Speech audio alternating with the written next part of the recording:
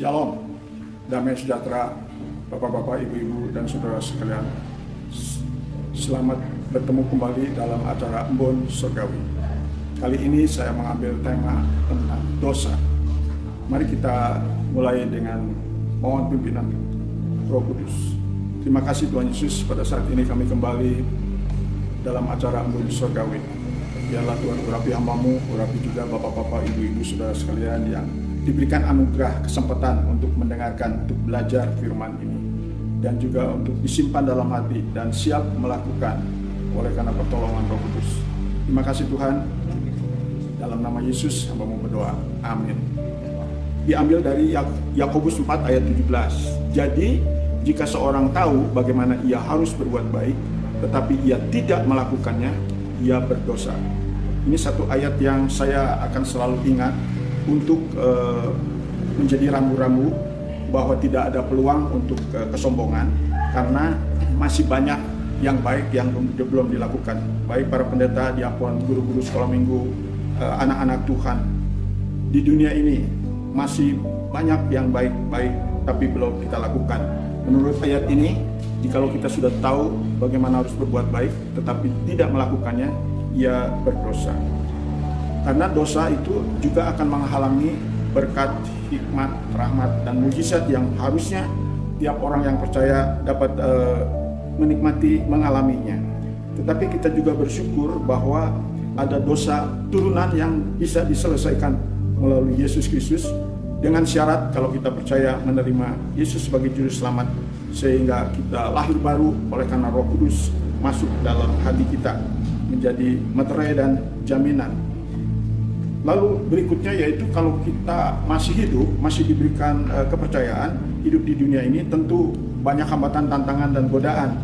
Tapi kita bersyukur kalau tadi Yohanes 1 ayat 12, ada 1 Yohanes 1 ayat 9. Jika tiap anak-anak Tuhan bersalah atau berdosa, marilah mengakuinya dengan tulus, bertobat, maka Tuhan berjanji akan mengampuni. Jadi kita bersyukur ada ayat 1 Yohanes 1 ayat yang ke-19. Kembali bahwa selama perjalanan di dunia ini kita harus berhati-hati, motivasi kita jangan sampai ada dosa dalam hati kita, karena dosa menghambat. Dalam Yesaya 59 ayat 1 bahwa tangan Tuhan tidak kurang panjang untuk memberi pertolongan pada kita, tapi sayang ada dosa yang bisa menghalangi dan menghambat aliran berkat-berkat yang kita harusnya nikmati.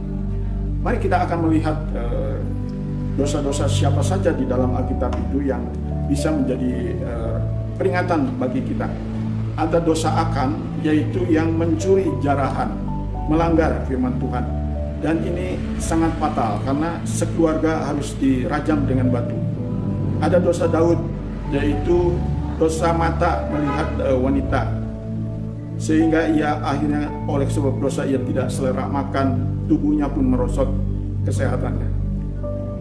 Kemudian ada dosa Nebukadnezar karena kesombongannya, sehingga tubuhnya bagaikan binatang, kukunya pun seperti kuku burung.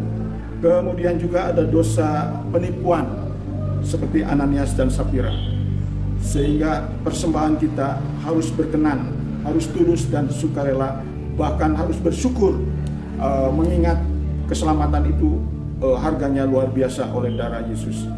Dosa Haman menjadi peringatan bagi kita, yaitu yang iri hati kepada Mordekai, sehingga fatal juga ia harus disula tali yang dipasang sendiri. Demikian juga Nabal yang begitu pelit terhadap Daud, akhirnya ia mati mendadak. Dan yang terakhir yaitu dosa Ahab, ingin barang orang lain, maka ia pun pada akhir hidupnya sangat memprihatinkan.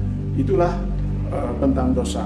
Mari kita bersyukur ada janji Tuhan, kalau kita mengakui akan diampuni. Dan bagi yang belum percaya Yesus karena masih ada dosa turunan yang membawa maut, percayalah menerima Yesus sebagai juru selamat. Kita simak lagu ini.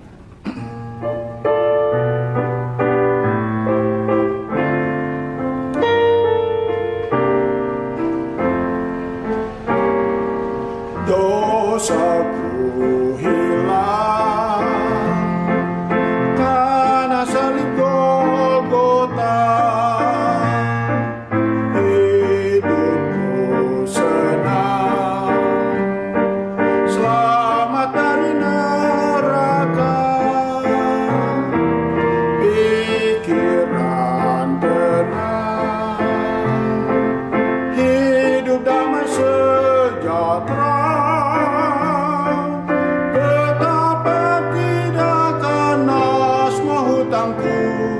dibayar oleh darah Kristus.